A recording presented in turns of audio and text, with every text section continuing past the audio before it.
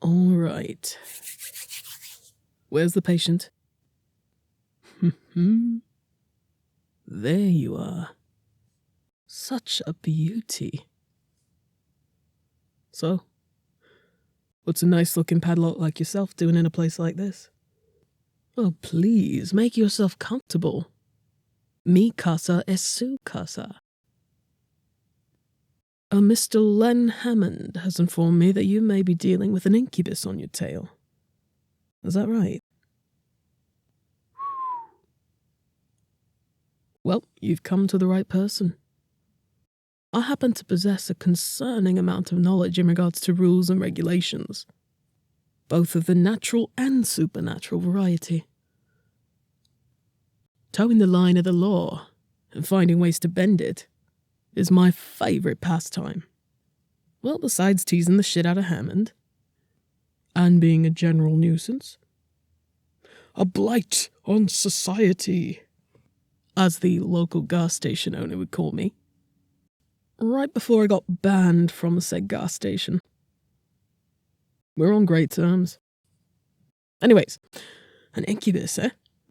According to my sources, the all-knowing Wikipedia, my sources tell me that incubi, and succubi for that matter, don't typically operate via objects. Usually it's a get in, bang, and get out kind of situation. I see what Hammond means about the traces looking similar, but I can't really say with my whole chest that we're dealing with an incubus. Now, there are other kinds of sex demons. Probably. Have I ever met one? No. Would I like to? I think my browsing history speaks for itself. Sex demon. This note from Nova is something else, too. Will matters not, want matters not.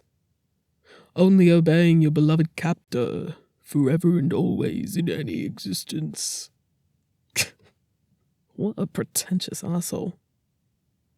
Someone's overdue for some intensive therapy. If it's a question of possession, though, if this assholes put you in a padlock to keep you to themselves. Oh, why don't we play 20 questions to help narrow things down? With whatever answers you do know, anyway. No harsh feelings about whatever you don't know.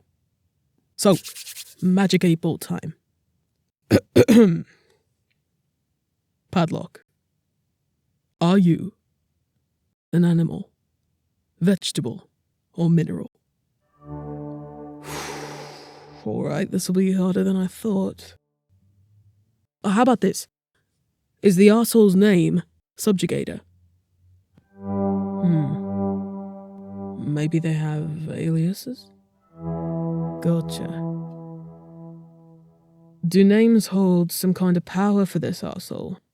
Like with fairies or Rumpelstiltskin? Alright. So I take it from these traces, and I'm shit at reading them compared to Hammond, mind you, that this arsehole's pretty damn bad for you. Yeah, I figured as much. So I guess I am leaning towards a sex demon after all. Let me consult the ever-growing list in my notes app. I like to call it Fick's Guide to the Supernatural. I always take notes after wacky encounters in case it comes in handy later. It usually does. Let's see.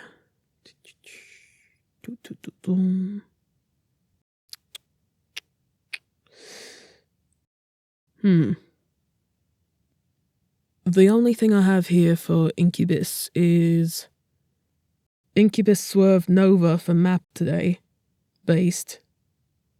And if MILF Succubus, then why no DILF Incubus? 2 unrelated occasions.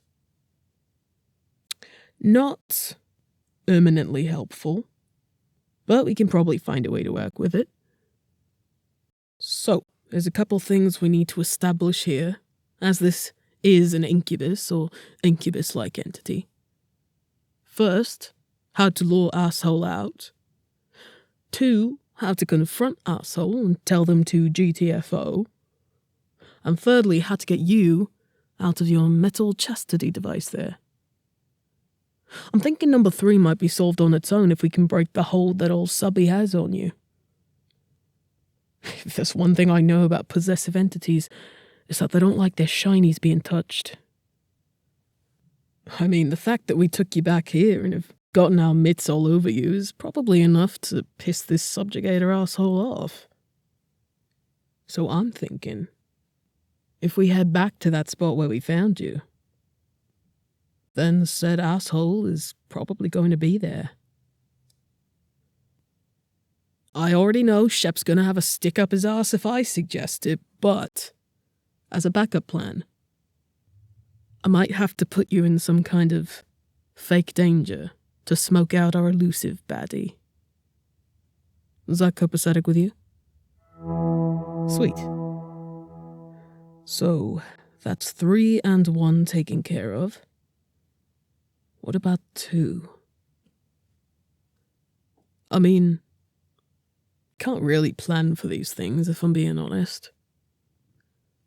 There have been plenty of times that we've gone in with a plan and still escaped by the skin of our collective teeth.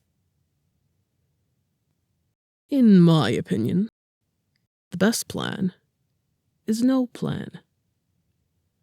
Instead, you just stay alert, keep your toes on and mind open to whatever opportunities present themselves. Some may call it a reckless approach, but I'm just being realistic.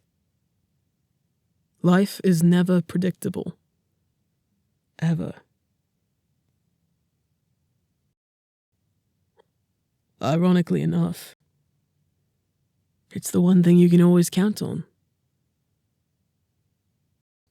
Hell, if you told me 5 years ago that I'd be living in some guy's camper van and trekking across the country fending off malevolent creatures for kicks, I'd have thought that was pretty dope. May not have believed you, but would have thought it was pretty dope. I definitely never thought I'd see Hammond here, though. Never thought I'd see him maybe ever again after I left home. I had always hoped that he'd be doing well for himself, living his best life. Life really is unpredictable. All right. Enough sappy shit. I think we've got the answers we need. Or, at least, as many of them as we're gonna get. So, let's call the cavalry and head out. We've got an asshole to obliterate.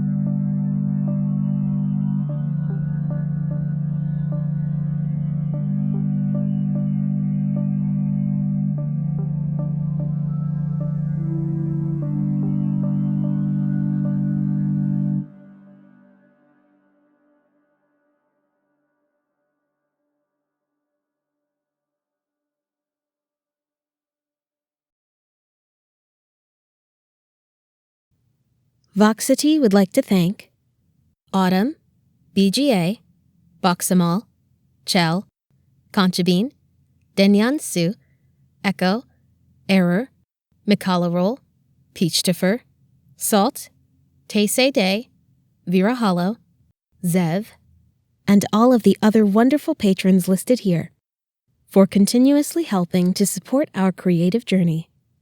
If you'd also like a special thanks, then consider joining us at patreon.com/Voxitea.